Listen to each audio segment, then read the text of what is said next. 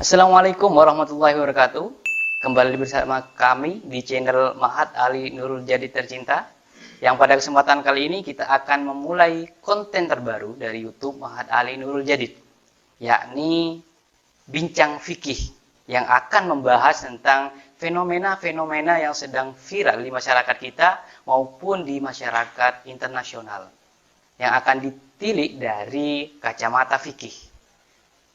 Dan malam hari ini kita sudah kedatangan penyaji kita, yaitu Ustadz Hasan Basri. Selamat malam, Ustadz Hasan Basri. Selamat malam. Ya, beliau merupakan salah satu tenaga pengajar di Mahat Ali Nurul Jadid. Dan tema pada malam hari ini yang akan kita angkat adalah fenomena spirit doll, yang mana fenomena ini banyak digaungkan bukan cuma di negara kita, akan tetapi juga di masyarakat internasional. Dan bagaimana fikih menjawab fenomena spirit doll ini. Dan mungkin langsung saja kita ke penyaji untuk membahas tentang spirit doll. Kita mulai dari apa itu sebenarnya spirit doll itu, Ustaz Hasan? Baik. Bismillahirrahmanirrahim. Alhamdulillahirabbil alamin. Wassalatu wassalamu ala asyrofil anbiya'i wal mursalin sayyidina Muhammadin wa ala alihi wa sahbihi ajma'in. Amma ba'du. Sahabat-sahabat pemirsa, pendengar dimanapun Anda berada, mudah-mudahan kita semua mendapatkan hidayah dari Allah Subhanahu wa Ta'ala, dan apa yang kita bincangkan pada kesempatan ini mudah-mudahan bisa membawa manfaat kepada seluruh umat Islam, khususnya di Indonesia. Baik, terkait tema kita malam ini membahas tentang fenomena yang terjadi di Indonesia atau bahkan di negara lain, yaitu spirit doll begitu. Iya, spirit doll. Mengenai pengertian spirit doll itu, memang kita perlu untuk mendefinisikan apa itu spirit doll, supaya kita orang-orang di luar sana paham apa itu maksud daripada fenomena ini. Karena ada kaidah al-hukmu ala syai'in farqun an tasawwuri. Kita menghukumi sesuatu itu sebelumnya kita harus tahu bagaimana kronologi daripada sesuatu tersebut. Nah, terkait dengan spirit doll, spirit itu artinya kalau dibuka di kamus Indonesia, ya artinya adalah bisa berarti semangat. Yang kedua, bisa diartikan jiwa, bisa juga diartikan roh. Tapi yang lebih dekat adalah makna yang terakhir, yaitu adalah roh. Kemudian doll itu sendiri adalah artinya adalah boneka anak atau boneka bayi. Inilah secara bahasa spirit doll. Adapun secara istilah yang kita kenal di Indonesia, spirit doll itu artinya ada sebuah boneka anak yang ditransfer roh oleh orang-orang tertentu ke dalam boneka itu, sehingga boneka tersebut punya kekuatan, sehingga nanti yang membeli boneka tersebut bisa memperlakukannya sebagaimana bayi, ya harus dimandikan dan lain sebagainya. Fenomena spiritual ini sempat juga viral di negara Thailand, cuma dengan istilah yang berbeda, yaitu adalah luktep. Luktep di dalam bahasa Thailand itu, luk artinya itu adalah anak, tep itu artinya dewa atau malaikat. Jadi maksudnya adalah malaikat anak secara bahasa. Istilahnya sama, yaitu adalah boneka anak yang ditransferkan ke dalam boneka itu ruh, ada yang menyebutkan ruh anak-anak. Ya. Seperti bayi mungkin apa yang sudah menyebar di Indonesia adalah dikatakan ada roh bayi yang dimasukkan ke dalam boneka tersebut. Begitu pengertian daripada. Mungkin kalau di masyarakat kita dulu kita mengenal sebagai jelangkung gitu. Mungkin mirip-mirip dengan itu mungkin. Jadi semacam boneka yang dimasukin arwah gitu, kemudian diadopsi seperti anak pada umumnya seperti itu ya. Ya bisa masuk juga seperti jelangkung ataupun pokoknya ada benda-benda yang kalau fenomena ini kan lebih kepada boneka ya. Iya. Yang di situ dimasukkan ruh oleh orang-orang yang membuat. Iya. Dan juga menurut pakar sejarah dari beberapa universitas terkemuka di Indonesia menyebutkan bahwa boneka arwah ini memang sudah lahir sejak zaman-zaman dinamisme, animisme, Hindu-Buddha. Sejak dahulu memang sudah ada. Dan sekarang bertransformasi ke dalam bentuk boneka yang sering dimainkan oleh anak-anak dan lain sebagainya. Dan ini yang membuat fenomena ini kembali terangkat. Walaupun memang sebenarnya boneka semacam ini sudah ada sebenarnya. Ya. Kemudian pandangan fikih, ya, langsung saja bagaimana fikih menanggapi fenomena ini? Baik, tentunya setiap peristiwa atau fenomena yang terjadi itu pasti punya hukum. Sehingga bagaimana hukumnya, apakah boleh, haram, atau makruh dan lain sebagainya. Tapi sebelum kita membahas tentang hukumnya, alangkah baiknya kita membahas tentang gaib itu sendiri. Jadi pembahasan kita ini bukan hanya sekedar boneka biasa ya, yang dibuat mainan bagi anak-anak ataupun jadi bukan hanya itu, tapi yang kita bahas ini lebih spesifik kepada boneka yang diyakini oleh masyarakat punya kekuatan, yang mungkin diyakini juga bisa membawa keberuntungan dan kemakmuran bagi siapa yang memiliki.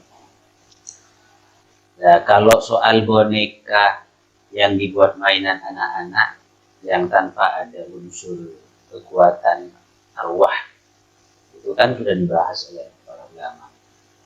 Kalau jumhur membolehkan, termasuk jumhur Malikiyah, Syafi'iyah, Hanabilah dengan persyaratan dan juga ketentuan serta tujuan-tujuan yang sudah ditentukan di dalam kitab. Walaupun sebagian ulama ada yang tidak. Tapi yang pembahasan kita ini adalah bagaimana meyakini boneka arwah ini sebagai juru penyelamat atau membawa kemakmuran dan keberuntungan. Mungkin ini yang bisa kita bahas tentu saja. Tapi sebelumnya, alangkah baiknya kita itu membahas tentang gaib. Karena gaib itu, alam gaib sendiri, menurut para ulama dengan alam gaib, menurut istilah Indonesia itu berbeda.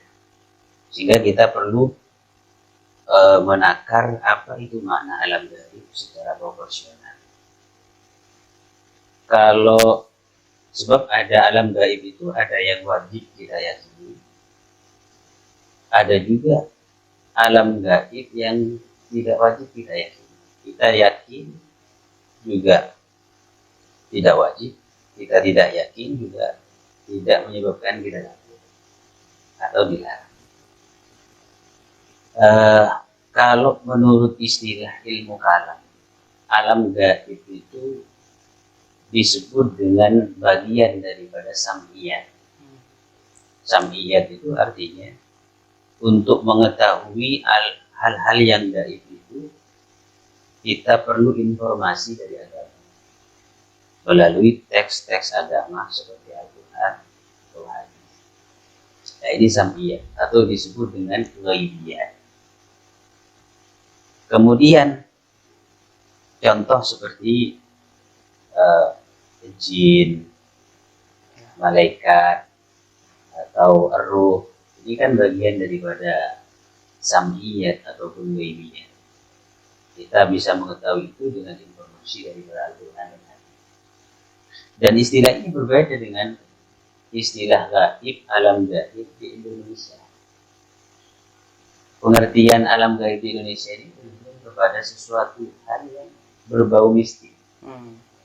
Pokoknya hal-hal gaib yang tidak bisa dijangkau oleh akal manusia biasa, yaitu adalah gaib seperti pocong, kuntilanak, jelangkung, dan kawan-kawan. gendruwo dan kawan-kawannya itu.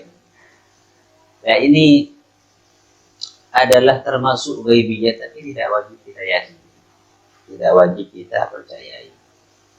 Kita percaya juga tidak wajib, dan tidak percaya kita tidak akan kafir. Nah, oleh karena itu standarnya jelas. Pokoknya ketika ada nas Al-Quran, hadis menunjukkan akan hal-hal yang gaib, maka kita wajib. Kalau tidak, maka kita tidak wajib. Nah, kemudian bagaimana kita hukumnya ketika kita meyakini atau meminta bantuan kepada sesuatu yang di situ punya kekuatan dari makhluk-makhluknya Allah Subhanahu wa Ta'ala. Pembahasan ini sudah dibahas oleh ulama, di antaranya di kitab Al-Ghurarul Bahiyah, karangannya Syekhul Islam Syekh Zakaria Al-Ansari, di taklek di hasyiahnya Syekh Abdul Rahman Asyirni. Beliau di sini membahas tentang masalah bagaimana kita meminta bantuan kepada al-arwah. Saya bacakan langsung teksnya di sini, dan ini juga dikutip di dalam kitab Ar-Risalah Ad-Dhahabiyah fil Masail Ad-Daqiqah Al-Mu'tamadiyah, karenanya Syekh Mustafa Ad-Dhahabi. Di sini dijelaskan bahwa wa ammal isti'anah bil arwah al-ardiyah. Adapun kita meminta tolong kepada ruh ardiyah. Ruh ardiyah ini seperti jin. Punya kekuatan-kekuatan yang sifatnya di bumi. Kemudian biwasitatir riyadhah. Ada yang kita meminta bantuan kekuatan ruh dengan cara riyadhah, olah jiwa. Riyadhah. Kemudian wa qiraati azal. Ada yang membaca mantra-mantra, azimat-azimat. Ila haitsu yakhluqullah ta'ala akibadalika ala sabili jadil adam ba'da khawran. Sehingga Allah menterjadikan atau menciptakan setelah melakukan itu ala sabili jadil adam, sesuai dengan kebiasaan ba'da khawran. Ada hal-hal yang terjadi supranatural, kekuatan yang di luar akal manusia. Nah, di sini beliau secara zahir memperkenankan dan membolehkan asalkan memenuhi kriteria. Yang pertama, fa in kana man yata'ata dzalika khairan mutasyarri'an fi kamil ma ya'ti wa yadhar. Jika orang yang melakukan itu termasuk orang yang baik, orang yang konsisten di dalam mengamalkan syariat, ya orang soleh lah bacanya. Kemudian yang pertama, yang kedua syaratnya wa kana man yasta'inu bihi minal arwah al khairi. Dan kekuatan ruh yang digunakan itu termasuk ruh-ruh yang baik, bukan ruh-ruh yang jahat. Ini yang syarat yang kedua. Yang ketiga, wa kanat azaimhum la tukhalifu syar'a. Mantra-mantra ataupun bacaan-bacaan yang dimasukkan ke dalam hal-hal yang punya kekuatan itu tidak menyalahi syariat. Artinya bukan bacaan-bacaan yang nanti bisa ada unsur kekafiran. Kemudian yang keempat, walaisa fi ma yadhhar ala yadihi min al-khawarij dararun syar'iyyun ala ahad. Dan kekuatan itu sedikit pun tidak memberikan dampak negatif, bahaya yang sifatnya syar'i kepada orang lain. Maka kata beliau, falaisat minas sihri, itu tidak termasuk bagian daripada sihir. bal minal asrar wal ma'unah. Ini termasuk rahasia-rahasia ilahi yang Allah berikan kepada salah satu hambanya, dan juga merupakan ma'unah, pertolongan daripada Allah. Nah kemudian fa in intafa syai'un min tilkal uyub, kalau 4 kriteria ini tidak ada di dalam sesuatu yang kita yakini punya kekuatan, termasuk di spiritual yang kita bahas ini, maka kita di dalam menggunakan dan mengamalkan itu semua haramun, hukumnya haram. In ta'allama liya'mal, kalau kita untuk digunakan dan kita kita fungsikan, bal kufrun ini taqadal ilm, bahkan bisa jadi kufur kalau kita meyakini itu halal dan boleh secara syariat.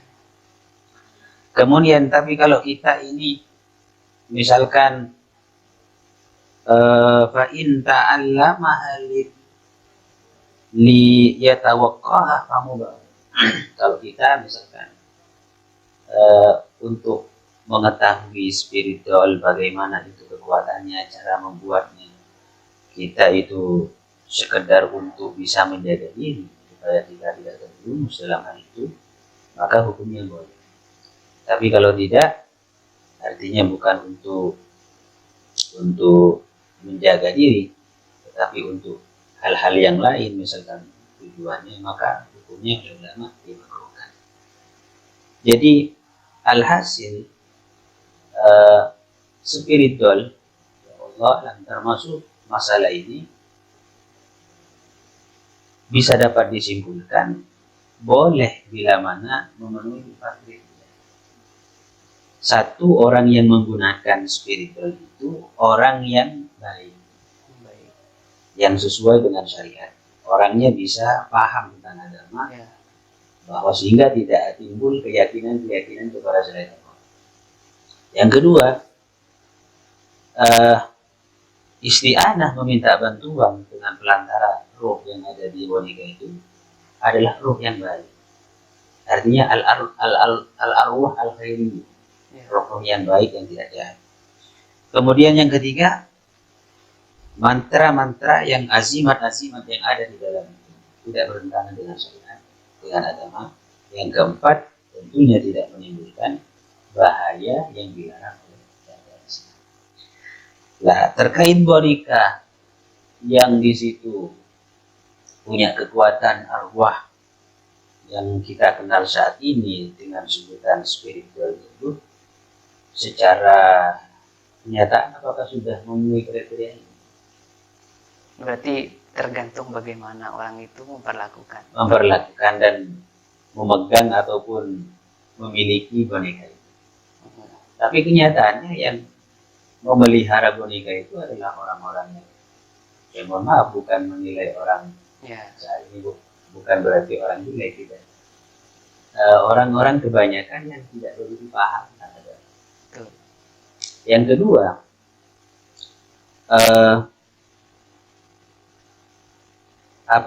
arwah yang dimasukkan ke dalam boneka itu kita juga tidak tahu, belum jelas arwah apa yang dimasukkan. Karena memang spiritual itu ada karena dibeli. Karena yang bukan orangnya itu dia pada umumnya artis, apalagi artis-artis itu hanya membeli saja. Tidak tahu apa isinya di dalam dengan tujuan masing-masing. Dan yang menarik Ustaz, dari beberapa artis di Indonesia yang saya baca artikelnya, tujuan mereka memiliki spiritual itu dikarenakan untuk menjadi penenang untuk dia, ataupun sebagai pengobat luka dari trauma yang mereka alami. Seperti ada orang yang kehilangan anaknya, menjadi pengobat dari trauma yang mereka miliki. Jadi kalau seperti itu bagaimana fikih memandangnya?